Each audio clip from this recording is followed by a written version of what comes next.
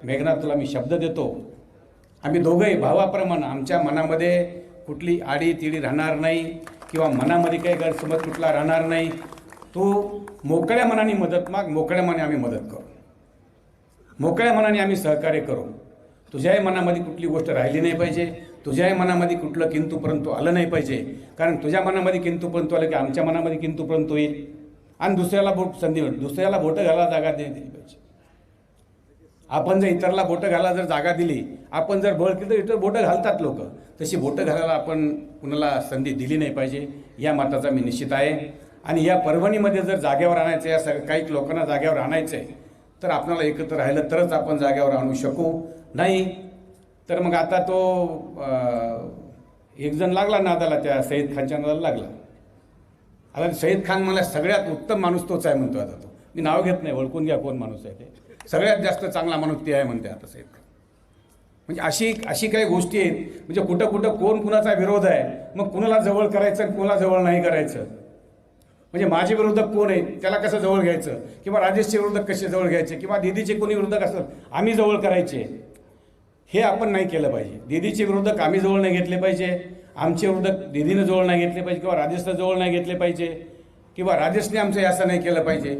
ह्या गोष्टी बोलण्याचं एकमेव कारण म्हणजे माझ्या मनात कुठली गोष्ट नसते, मी असं बोलत असतो मी.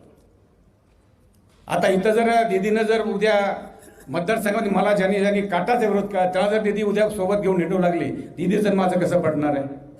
अर्थात नाही पडणार, आणि ते कधीच नाही पडणार. मग मंत्री आहेत त्या तरी काही हरकत नाही. कारण आता जर ज्यांनी पैसे वाटले ते जर दीदी सोबत असतील, ते कसं जमेल मला? भाजप असेल, भाजपला सांगावं ना, मी तर सांगितलं सगळ्यांनी सांगावं, रिपोर्ट गेले, सगळं गेलेलं आहे.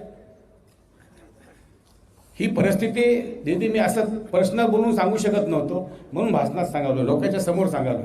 उद्या काय होईल एखाद्या वेळेस माझं तुझं दीदीचं जमाना गेलं, मग काय गुट्टे साहेब कुठं चुकालेत का? पण गुट्टे साहेब कधी चुकणारा व्यक्तिमत्व नाही आणि कधी चुकत नाही. तुझ्या मतदारसंघामध्ये ह्या निवडणुकीमध्ये असा साधा फोन नाही, माझा फोन केला कोणी सांगावं, रत्नागिरी गुट्ट्याने जिंतूरमध्ये फोन केला आहे, साधा फोन, बाकी सोड. हां, लोकसभेला निश्चित मी तुझ्या मतदारसंघामध्ये डिस्टर्ब केलं आणि तुला सांगून गेलं, माझा जवळ इथं बसलेला आहे आणि ओबीसीमध्ये मी डिस्टर्ब करायला, आणि हेही मला आदेश होता म्हणून केलं. हा आदेश मला देवेंद्र फडणवीसचा होता, विचारू शकते. आणि रात्रीच्या 3 वाजता राजेश सोबत होता का नाही? हे आदेश दिला तेव्हा काळाची गरज होती त्यावेळेस. आणि तेच मनात ठेवून जर वागत असतं तर ते बरोबर होणार नाही, आपल्या सर्वांच्या कुणाच्याच हिताचं होणार नाही ते.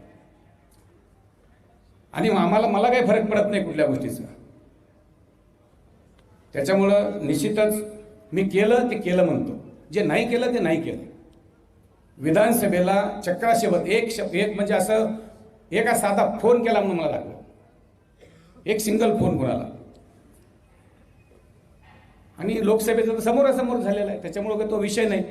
आता जर लोकसभेच्या बाबतीतच जर मनात किंतूवर पंतू ठेवून बोलणं करणं असेल तर योग्य राहणार नाही.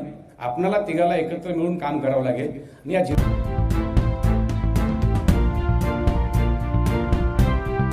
इथले प्रॉपरचे नेते असतील, मग ते भाजपचे नेते असतील, राष्ट्रवादीचे नेते असतील, शिवसेनेचे नेते असतील, ते 3 पक्ष आणि हे 3 पक्ष, असे 6 पक्ष माझ्या विरोधात होते का नाही? आणि त्यातले त्यात 10% 20% काही लोकांनी कामं केले, काही पुणेमध्ये काही भाजपच्या लोकांनी कामं केले, इथं काही 4-2 लोकांनी कामं केले, तसं त्याच प्रमाणामध्ये राष्ट्रवादी. असं एकंदरीत जर बघितलं तर टोटल इतका विरोध असताना इथं मी तर म्हणतो भाजपच्या लोकांनी पैसे वाटले माझ्या विरोधामध्ये. भाजपच्या इथल्या अध्यक्षाने पैसे वाटले, जिल्ह्याचा अध्यक्ष असतो त्यानं पैसे वाटले माझ्या विरोधामध्ये, इथल्या माजी नगर अध्यक्षाने पैसे वाटले माझ्या विरोधामध्ये. म्हणजे खुलं मी बोलतो म्हणजे काय असं कुणावर आरोप नाही करत, हे सर्वांना माहीत आहे. ज्या त्या वार्डामध्ये राहणाऱ्या लोकांना माहीत आहे पैसे वाटले का नाही. पण त्यांना कळून चुकलं की जनतेच्या जिल्हा अध्यक्षाचं गाव तिथं लीड मला आहे.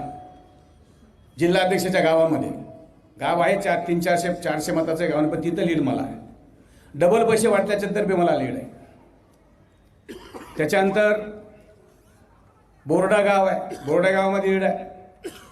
प्रत्येक ठिकाणी जर बघितलं तर तुम्ही एवढ्या सगळ्या ठिकाणी मला इतका विरोध करू नये, म्हणजे इतकं यश मोठ्या प्रमाणामध्ये या गंगाखेड विधानसभेनं दिलं आणि या गंगाखेड तालुक्यानं दिलं. या गंगाखेड तालुक्याचे उपकार मी कधीच विसरू शकत नाही. 70,000 मतं कशाला म्हणतात. मला दिलेल्या मतापैकी 50% मतं एकट्या गंगाखेड तालुक्याचे. पण काही लोकांनी पाणी देवात बुडून असे काय पाण्यात बुडून देव बसवून ठेवलेले होते की भुट्टे साहेब निश्चित चुनाव हरणार आहेत. कॅल्क्युलेशन लावलं लोकसभेचं,